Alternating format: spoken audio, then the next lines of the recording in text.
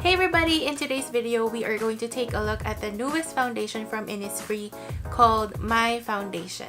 What really got my attention is that you can choose the foundation according to your preference. I bought this at Jols.com for around $18. If you visit Innisfree's website, you will see a bunch of different numbers of this foundation. So what it means is that this first number right here is the moisture level or the finish of the foundation. They have 3 levels. Level 1 is matte, level 2 is satin or semi-matte, and level 3 is glowy or dewy. So the next number right here is the coverage. Number 1 has the lightest coverage and number 5 has the maximum coverage. So my foundation is 2.4, number 2 is the satin or semi-matte finish, and number 4 has the second to the highest coverage. So this foundation has 5 shades. C means cool and N means neutral. I chose the shade N22, which has more of a yellow tone to counteract my redness.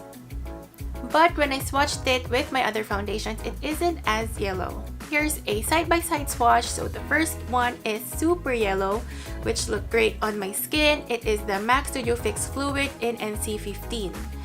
Second one is the Innisfree, and you can really tell how pink it is compared to the left side. And the third swatch is the MAC Pro Longwear Concealer in NW25. NW is the cool color for MAC, which means it has more of a pink tone. So let us now take a look on how this foundation applies. On day 1, I applied it without any primer. I used my damp Real Technique sponge to apply it, and you can immediately see how nice the coverage is. Even though I chose the semi-matte formula, it still isn't as matte as I hoped. But for me, it is a little bit dewy. As you can see, there is a little bit of shine. And since this foundation has more of a neutral shade, it didn't cover my redness very well. I can still see a little bit of redness peeking through, and be careful not to touch your face because this foundation does transfer. After applying the foundation, I set my face with the Laneige loose powder. As you can see, once the foundation melted or settled into my skin, my redness on my cheeks are starting to show. It feels like the foundation melts right off, so you need to quickly set it with powder. So with the complete makeup, you can tell how cakey it looks on the nose and upper lip. I'm guessing maybe because it's where I get oily the most. I'm disappointed that it does not look good on my skin.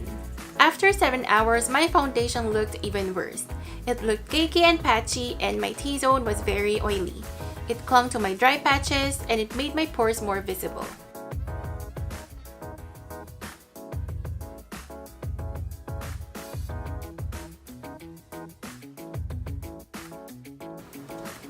On the second day, I used 2 different primers on each side of my face, the Clio Cushion Bonding Primer on the left and the Heimish Artless Glow Base on the right.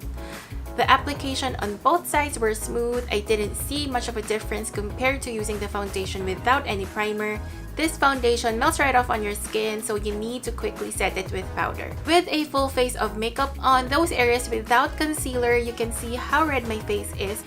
Even if this foundation gives a nice coverage when first applied, after a while it just melts on your skin, which causes the redness and facial veins to show. After 7 hours, same as having it on without any primer, it did not look good. It wore off on my whole face. It looked so bad and I just wanted to wash it off my face. Let us now talk about the pros of this foundation. What's nice about this foundation is that you can choose from different finish and the amount of coverage. Even though I chose the semi-matte finish, this foundation is not drying, so those who have dry skin will like this foundation. Honestly, those are the only good things I can say about this foundation. So let's now talk about the cons. I chose the semi-matte finish, but when I applied it on my face, it looked glowy and luminous. And because of this finish, another con is that this foundation moves around and it transfers. I have used this foundation several times, and whenever I would apply my blush, it would wipe away the foundation and I am left with patchy cheeks. This foundation just does not stay put even when I set it with powder. Another con is the limited shade range. So with most Korean foundation, the darkest shade they have is number 23, which is close to MAC NC 25 to 30. Another thing I was disappointed about is that this foundation looked very cakey.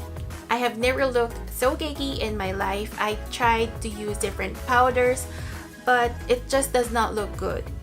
Overall, I really did not like this foundation.